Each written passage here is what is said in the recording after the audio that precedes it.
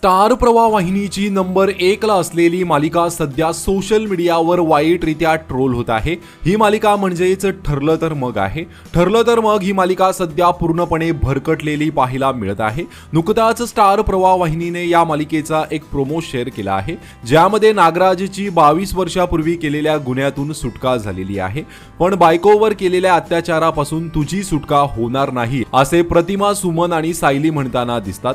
नागराजच्या विरोधात ठामपणे उभी राहणारी स्त्री शक्ती असं कॅप्शन देत हा प्रोमो शेअर करण्यात आला आहे। मात्र या प्रोमोवर अनेक प्रेक्षकांनी नाराजी व्यक्त केली आहे। एपिसोड वाढवण्याच्या नावाखाली मालिकेची वाट लावली या लोकांनी। पुरावा होता मग हा नागराज सुटला कसा?